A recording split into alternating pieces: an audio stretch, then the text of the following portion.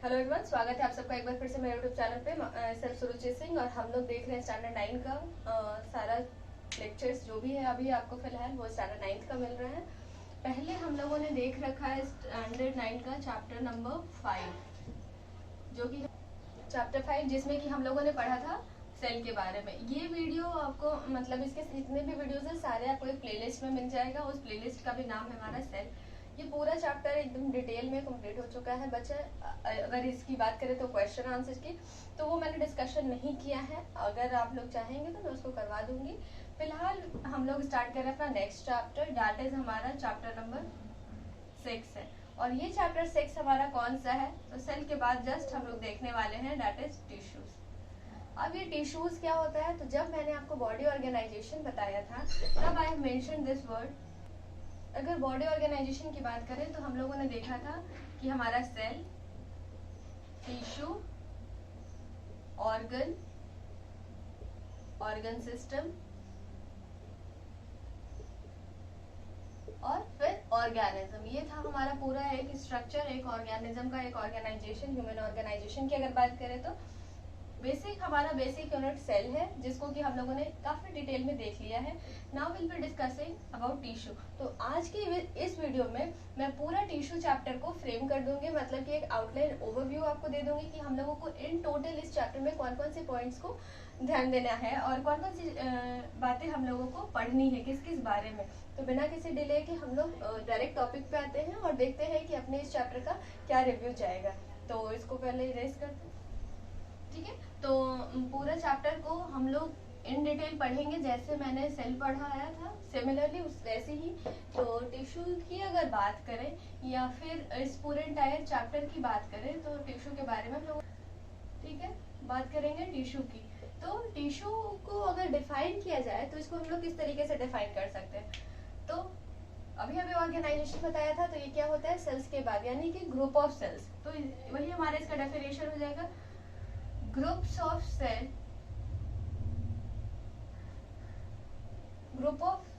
cells that are similar in structure, function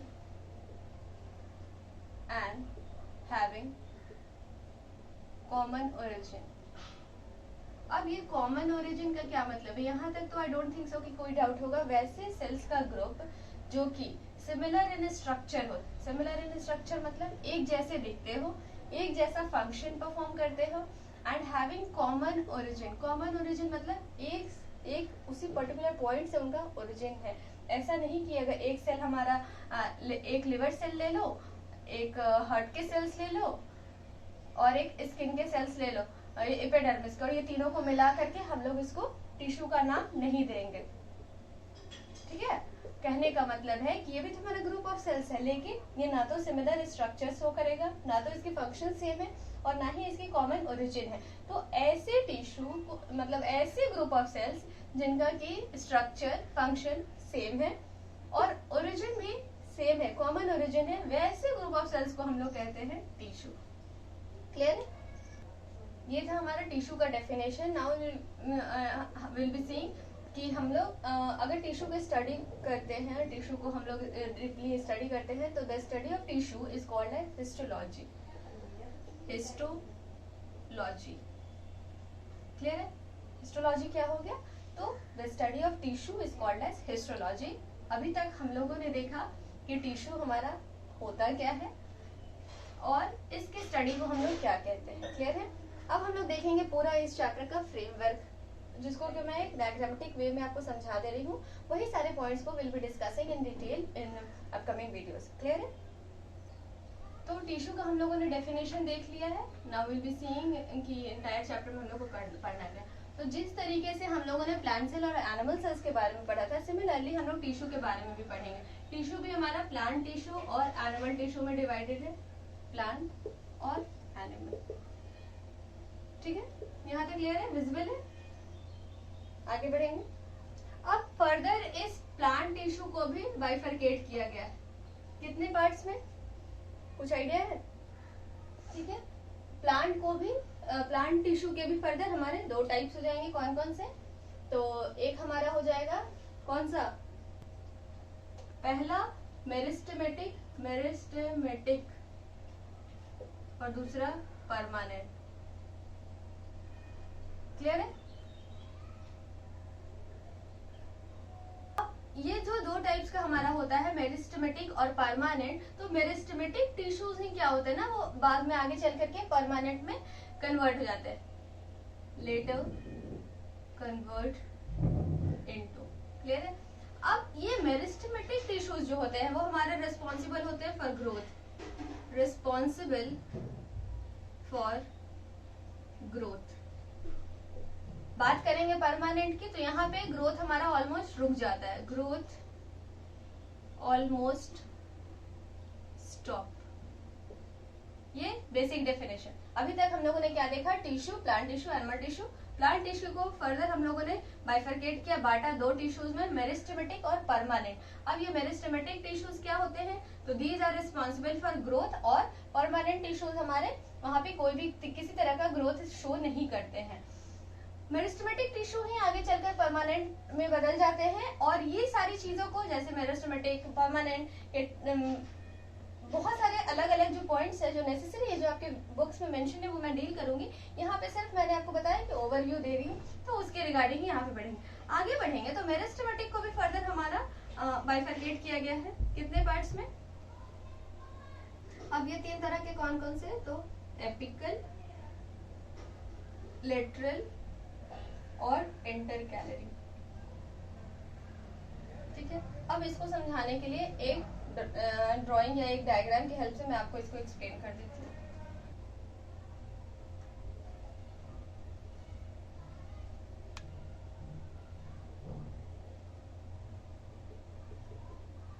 apical, lateral और intercalary.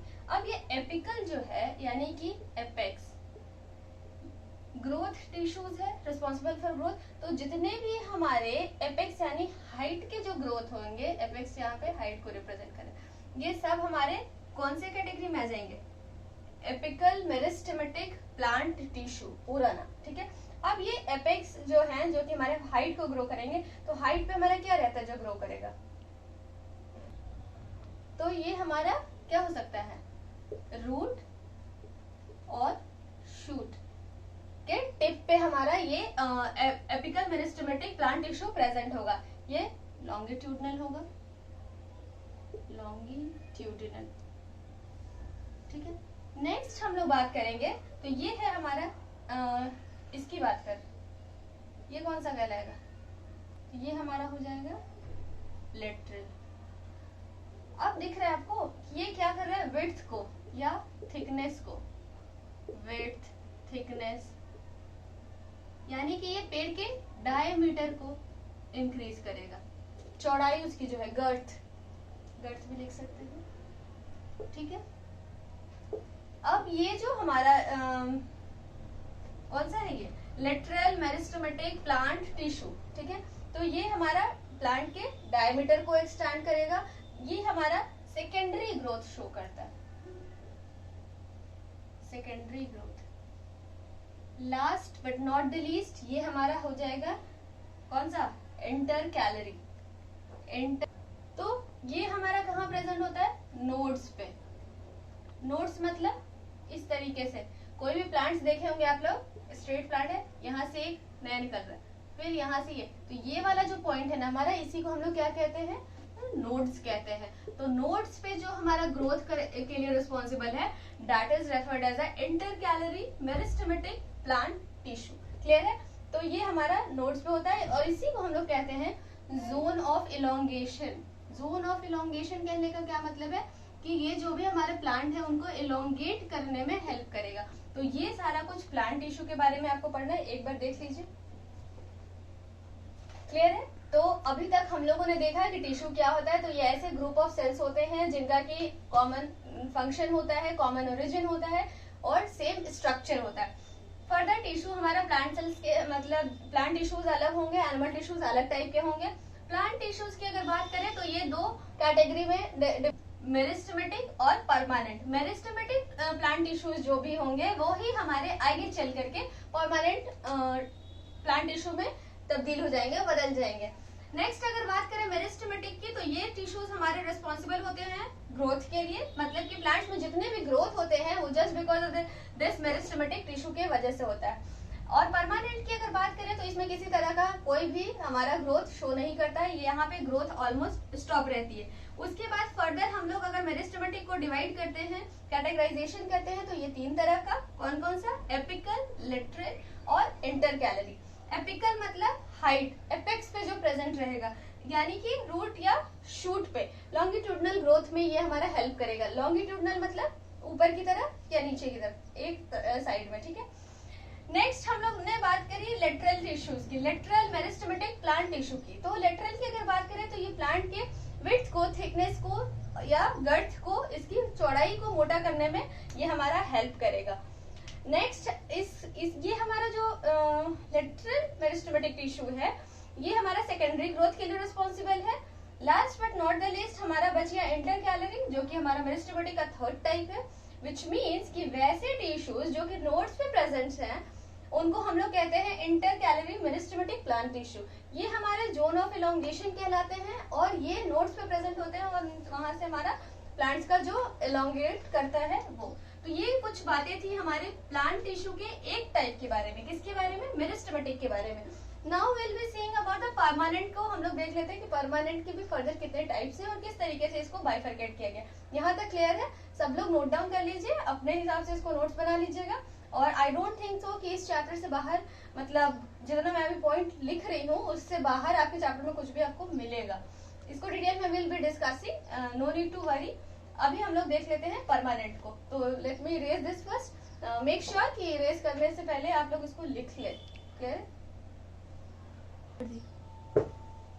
ठीक है। तो परमानेंट की अगर बात करें तो इसको भी हम लोगों ने अलग अलग टाइप्स में बांटा है। किस तरीके से ये हमारा, क्यों इसको हम लोग परमानेंट कहते हैं, कैसे यहाँ पे ग्रोथ रुक गया है, ये सारी कुछ बातें हम लोग यहाँ पे देखेंगे। इसको मैं यहाँ रहने देती हूँ, यहाँ से इरेज कर देती हूँ। अब ये परमानेंट हमारा फर्दर 2 तरह का होगा। कौन कौन सा? तो एक हमारा हो जाएगा सिंपल और दूसरा हमारा हो जाएगा कॉम्प्लेक्स। अब ये सिंपल और कॉम्प्लेक्स क्यों? तो simple permanent plant tissues tissues टिश्यूज होंगे जो मेडअप होंगे हमारे सिंगल टाइप ऑफ सेल्स से। Made up of single types of cells, made up of single type of cells. ठीक है। वहीं पे अगर बात करें कॉम्प्लेक्स की, तो ये made up of more than 1 type of cells, more than 1 type of cells. Clear है? आगे बढ़ेंगे। फिर इस सिंपल को भी हम लोगों ने काफी अलग अलग टाइप्स में डिवाइड करा है। कौन कौन सा देख लेंगे। पैरेनकाइमा, बात कर रहे हैं हम लोग सिंपल की, इसके टाइप्स की। Number 1 parenchyma, 2 collenchyma, 3rd is sclerenchyma, 4th एक और है जो शायद आपके बुक में नहीं दिया हो, बट मैं बता दे रही हूँ, प्रोटेक्टिव। प्रोटेक्टिव में हमारा 2, कौन कौन सा? एपिडर्मिस और cork.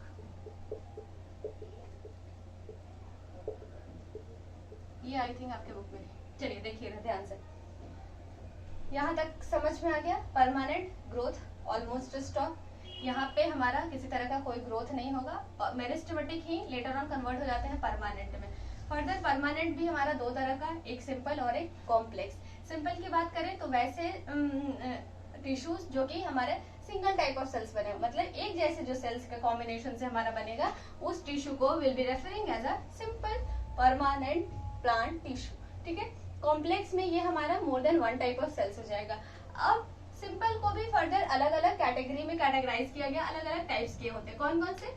Number 1 parenchyma, number 2 collenchyma, number 3 is sclerenchyma, number 4 is protective. ये प्रोटेक्टिव हमारा एपिडर्मिस और कॉर्क। ये आई थिंक आपके बुक में स्किप किया है, बट मैंने आपको यहाँ पे डिटेल कर दिया। ये था किसका?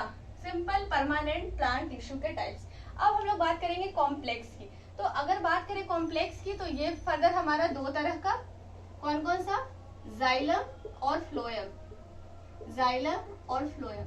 आप लोग को आई नो कि ये थोड़ा सा ऊपर से जा रहा होगा, लग रहा होगा कि कुछ समझ नहीं आ रहा है या फिर बहुत ज्यादा ही ऐसे वर्ड्स आ रहे हैं जो नए हैं, तो let me repeat once again कि हम लोग सिर्फ और सिर्फ ओवरव्यू देख रहे हैं कि इस एंटायर चैप्टर में what we are going to study.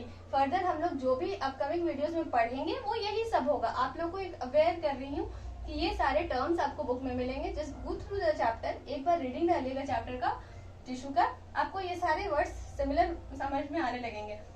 In detail will be discussing each and every topic, कहीं से भी कोई भी क्वेश्चन आपको छूटेगा नहीं। चलिए बढ़ेंगे आगे और देखेंगे। क्लियर है यहाँ तक? ये हमारा प्लांट टिश्यू पूरा कवर कर दिया मैंने। Now will be see animal tissues के बारे में। सिमिलरली जिस तरीके से हमारा प्लांट टिश्यूज अलग अलग टाइप्स के हैं, फिर उस टाइप्स के भी फिर सब टाइप्स हैं, उसी तरीके से एनिमल टिश्यूज को भी हम लोग देख लेते हैं शॉर्ट में। और उसके बाद आपको पूरा एक क्या बोलते हैं उसको, वेल प्रिपेयर्ड हो जाएगा कि क्या कुछ पढ़ना है।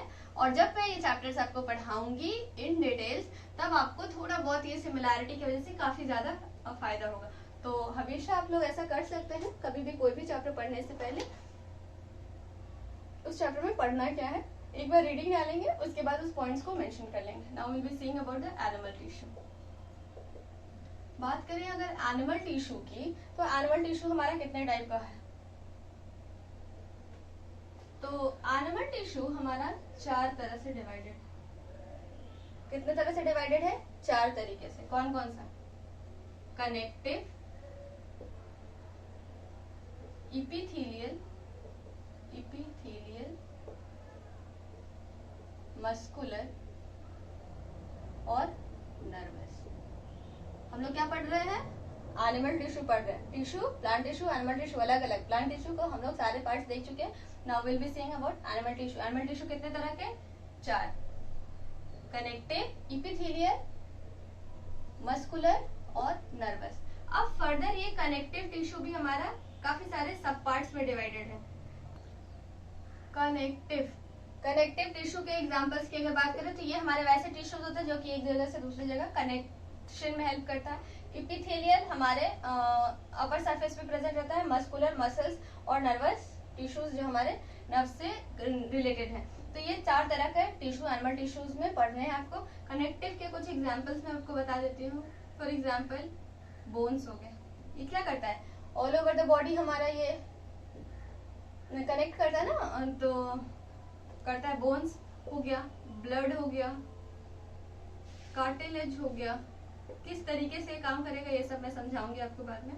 लिगामेंट हो गया, लिगामेंट्स, टेंडन्स, ये सारे कुछ हमारे एग्जाम्पल हो गए। क्लियर दिख रहा है सब? Bones, blood, cartilage, ligaments, tendons. Clear यहाँ तक? और दिख रहे हैं एक दो, एडिपोज, एरियोलर, क्लियर है? दिख रहा है सब? अब इपिथेलियल की बात करें तो ये हमारा आउटर होता है, प्रोटेक्टिव लेयर होता है, इसको कह सकते हैं प्रोटेक्टिव लेयर। कनेक्ट करने के हेल्प आएगा। एपिथेलियल आउटर होता है, प्रोटेक्टिव लेयर होता है। इसके भी बेस्ड ऑन देयर शेप्स अलग अलग टाइप्स के होते हैं। कौन कौन से होते हैं? तो एपिथेलियल के अगर टाइप्स की बात करें तो ये हमारा कौन कौन सा होता है? स्क्वायमस, MOUS, क्यूबोइडल, कॉलमनर और स्ट्रैटिफाइड स्क्वायमस। इसको इन डिटेल हम लोग पढ़ेंगे। अगर मस्कुलर की बात करें तो इसके कुछ एग्जांपल्स नहीं है। मस्कुलर टिश्यूज किसको कहेंगे? तो ये हमारे वैसे होते हैं जो कि मूवमेंट में के लिए रिस्पॉन्सिबल होते हैं। ये हमारा कॉन्ट्रैक्शन और रिलैक्सेशन, मसल्स कैसे कम करता है उसी में। तो और इसमें हमारा ये कॉन्ट्रैक्शन रिलैक्सेशन क्यों हो पाता है, वो सब चीज को हम लोग डिटेल में देखेंगे। उसके बाद आगे बढ़ेंगे तो हमारा आता है नर्वस। तो ये हमारे इम्पल्सेस को कंडक्ट करता है। इम्पल्सेस मतलब कि जो भी हमारे इलेक्ट्रिक इम्पल्सेस होते हैं न्यूरॉन्स के थ्रू, ये हमारा एक सिग्नल दूसरी जगह तक पहुंचाता है। In detail will be discussing all this. तो ये था आपका पूरे एंटायर चैप्टर का एक ओवरव्यू। हाँ, इसका भी पॉइंट्स स्ट्रिएटेड पढ़ना, आई डोंट, मेरे को लगा आपकी बुक में नहीं दिया, स्मूथ एंड कार्डियक, कोई बात नहीं, डिटेल में पढ़ते तो वैसे भी मैं बता दें। नर्वस के नहीं, ये तीनों के हैं, क्लियर है। तो ये कुछ आपको टॉपिक्स हैं जो कि आपके टिश्यू चैप्टर में मिलेगा। तो आज के लिए बस इतना ही रहने देते हैं, मिलते हैं नेक्स्ट वीडियो में जहाँ पे हम लोग स्टार्ट कर देंगे अपना टिश्यू, और टिश्यू का डेफिनेशन से लेकर के आपको यहाँ नर्वस टिश्यू तक, जहाँ तक मैंने ओवरव्यू में दिया है वहाँ तक आपको एक्सप्लेन किया जाएगा। तो मेक श्योर कि आप वो सारे वीडियोस को देखें और अपने रिव्यूज भी शेयर कीजिए जरूर कि आपको कैसा लग रहा है वीडियो, नहीं लग रहा है, क्या कुछ उसमें कमियां हैं, क्या कुछ इम्प्रूवमेंट की जरूरत है। तो इसको यहीं पे वाइंड अप करते हैं। आई होप कि आज का वीडियो आपको समझ आ गया होगा। Thank you, have a great day ahead.